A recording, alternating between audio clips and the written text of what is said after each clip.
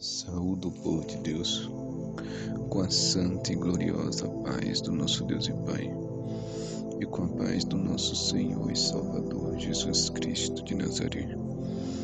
Aqui quem vos fala, mais uma vez é o vosso irmão em Cristo, o pastor Lucas, pela misericórdia do Senhor. O Senhor nos deu mais uma palavra em forma de áudio devocional para aqueles que estiverem me ouvindo pelo YouTube.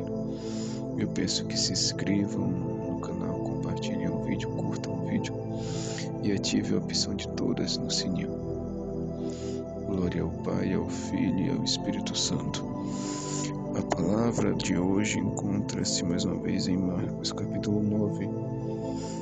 Vamos estar lendo do versículo 19 até o versículo 29. Que diz assim: e tem por tema o jovem lunático. Diz assim a santa palavra do Senhor. E ele respondendo lhes disse: ó geração incrédula, até quando estarei convosco? Até quando vos sofrerei ainda? Trazei-mo. E trouxeram-no. E quando ele o viu, logo o espírito o agitou com violência. E caindo endemoniado por terra, revolvia-se espumando. E perguntou ao pai dele: quanto tempo há que lhe sucede isto? E ele disse-lhe: desde a infância. E muitas vezes o tem lançado no fogo e na água para o destruir. Mas se tu podes fazer alguma coisa, tem compaixão de nós e ajuda-nos. E Jesus disse-lhe: se tu podes crer, tudo é possível ao que crê. E logo o pai do menino, clamando com lágrimas, disse: eu creio, Senhor, ajuda a minha incredulidade. Aleluia.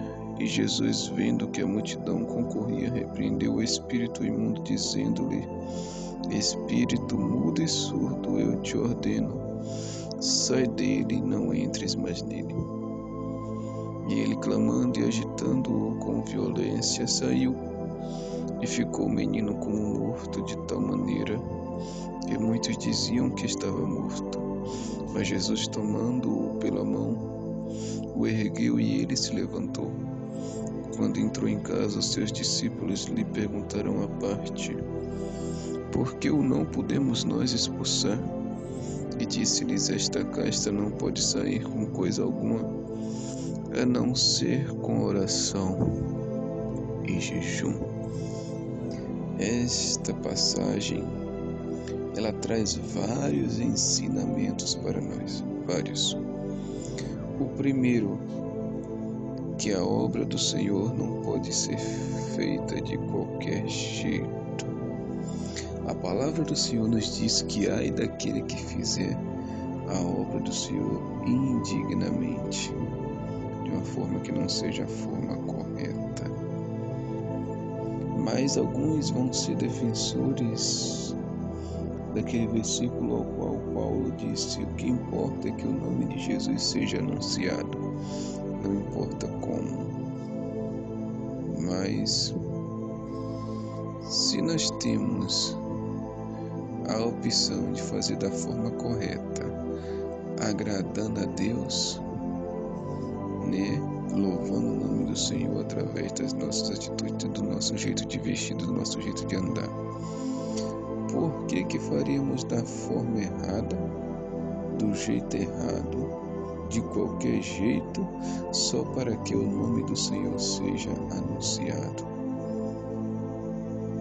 Porque não adianta a gente fazer de qualquer forma até ganhar alma, até orar por alguém, Deus libertar, Deus salvar, Deus batizar, e cair naquele versículo que Jesus disse: de que adianta o homem ganhar o mundo inteiro e perder a sua alma e perder a sua salvação? Então não adianta fazer de qualquer jeito e ganhar almas, orar por libertação, louvar, entrar no reteté, fazer isso, fazer aquilo e perder a sua salvação. Não vai valer de nada. Jesus disse: De que vale o homem ganhar o mundo inteiro e perder a sua salvação? Então aqui já é derrubado, né, o princípio que eles usam para se usurpar, para usar aquele versículo no qual Paulo disse.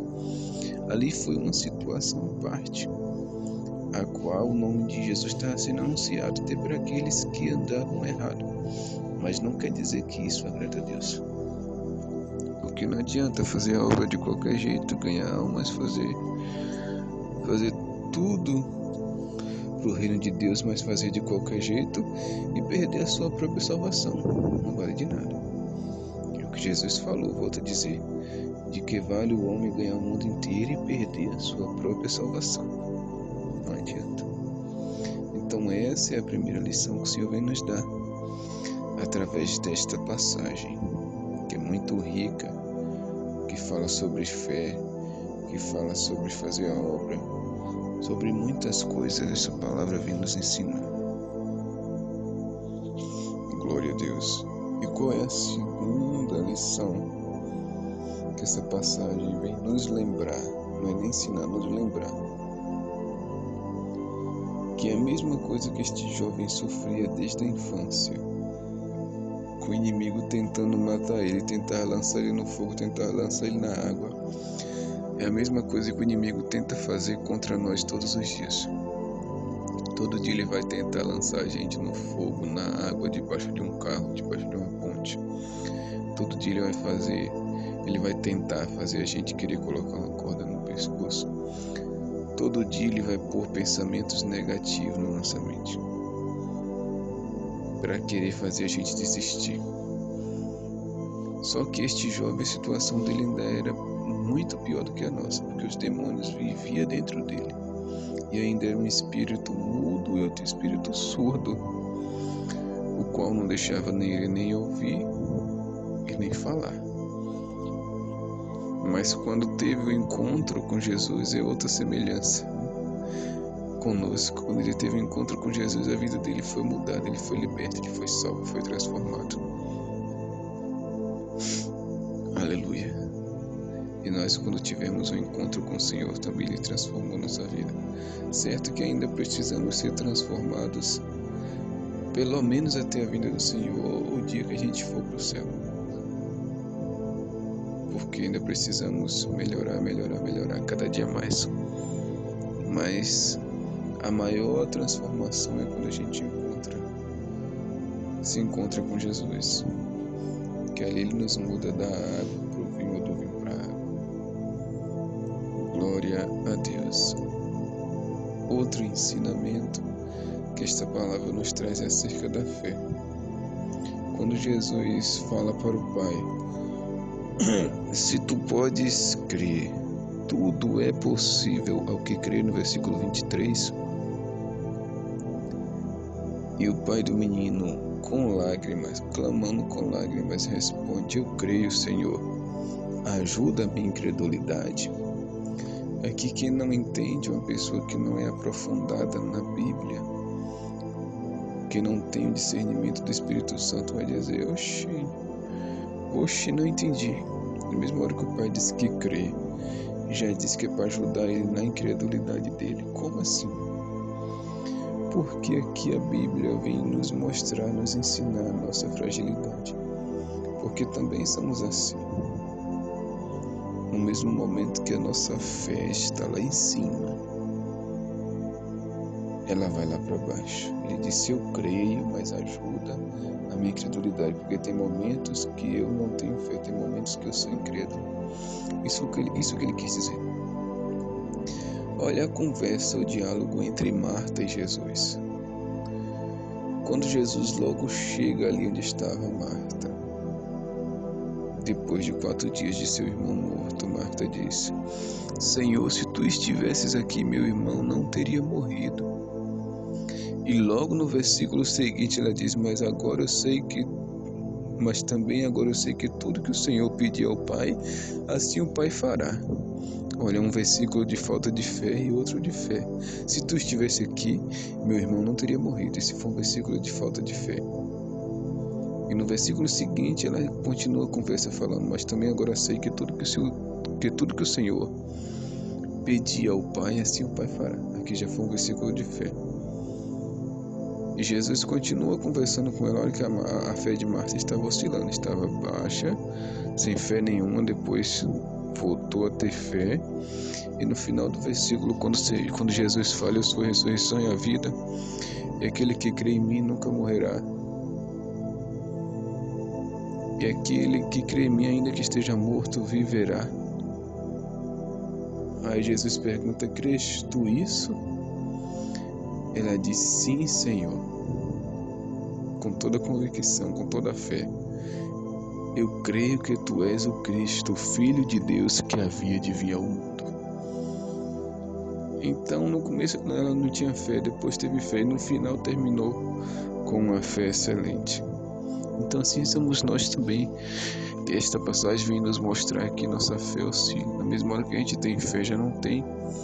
E o Pai disse: eu creio, Senhor, mas ajuda-me na minha incredulidade. Ou seja, mas me ajuda no momento que eu não tiver fé. Mas me ajuda no momento que eu for incrédulo. Mas me ajuda no momento que eu não tiver fé. Isso que ele quis dizer. E Jesus também nos ensina aqui no versículo 23 que se a gente crê, tudo será possível para nós. Se nós crermos. Mas não é crer de boca: eu creio, eu confio, não. É demonstrar com as nossas atitudes que a gente crê e que a gente confia no Senhor. Aleluia. E quando Jesus expulsa o demônio, aqui ele vem nos ensinar algo também. Quando ele expulsou aquele demônio, o menino parecia que estava morto. Mas aí ele o levantou pela sua mão. Ele levantou liberto. Ele nos ensina que muitas vezes para a população, para a nossa família, para aqueles que estão ao nosso redor, eles vão achar que a gente está morto, ou espiritualmente ou físico. Não fisicamente, porque não vai dar atenção, a gente vai deixar a gente de lado como se estivesse morto. Mas é nesse momento, glória a Deus, que Jesus vem, nos levanta, nos exalta. Glória a Deus.